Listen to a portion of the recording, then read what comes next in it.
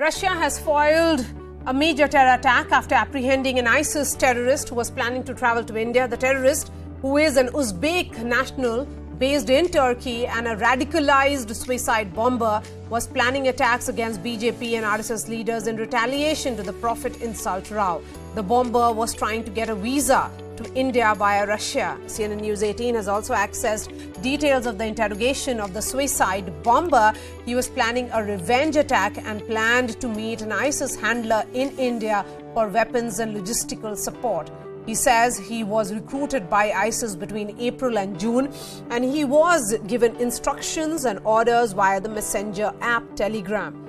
Now, these intelligence inputs were shared with the Indian authorities in June, which prompted the anti-ISIS raids we have seen across the country. Joining me on the show is Dr. Sergey Dvoryanov. He is president of IDC, International Data Corporation.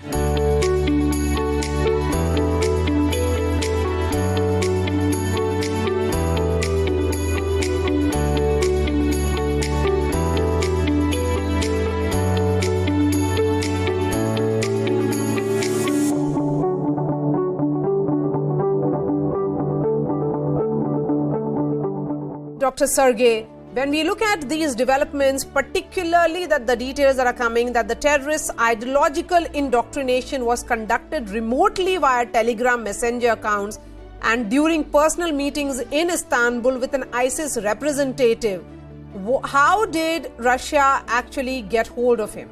What did they do in terms of getting the information that here is someone who was planning an attack against politicians here in India?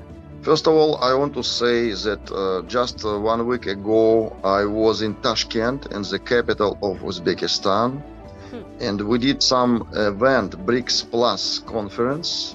As you know, 5 countries of BRICS, Brazil, Russia, India, China, and South Africa, they're country which not belong to the Muslim world, the Islamic world.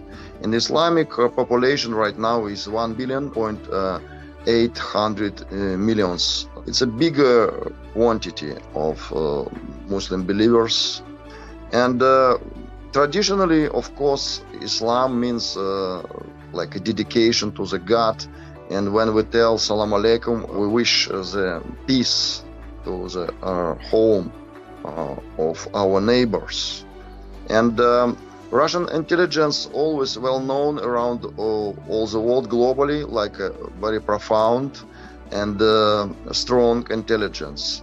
I am so happy that Russian intelligence blocked this action of this terrorist, because as you know, right now we have some influence from the Western countries. BRICS Alliance, intergovernment institution, which start to develop some trust and cooperation between countries. And the platform of the BRICS institution is like a multi-profit and beneficial for everybody. Yes. It's not. That's why I think that that particular case.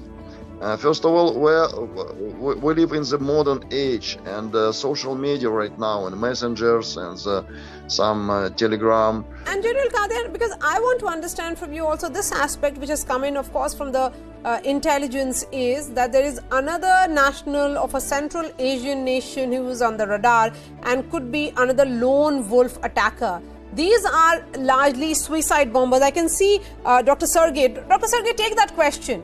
Because the fact that this particular bomber was hoping that he will be able to enter India via Russia, and also the details coming of another possible lone wolf attacker. Why this mode of suicide bombing? First of all, I want to say that Russia was prepared for such kind of activity in Central Asia. Because of the geopolitical conditions right now, you know it's very well that Western countries, the Union of Western countries, collective West, they want to destroy the peacemaker role and the mission of Russia in the Middle East. For example, which Russia did in Syria everybody in Middle East so appreciate all countries because we bring peace to this region. And we was prepared for this type of action. And of course, this particular terrorist from Uzbekistan, as you already mentioned, he went to Turkey and he was in Istanbul and he received some instruction. But Turkey was not the last point of influence. If you are smart, of course, you'll go to the West and you'll found somebody special who ordered him to do it. That is my point of view. Okay. And Russia was prepared, and Russia is a big supporter of India. And Russia, during all our history, we never was in the conflict. For example, Russia has some conflicts with China, with some other countries, but Russia and India always in the friendship mood. And our two countries, our traditions and mentality and culture is very similar. And we want and that is the reason a friend has come for rescue of India. Thank you so much for joining us, Dr. Sergey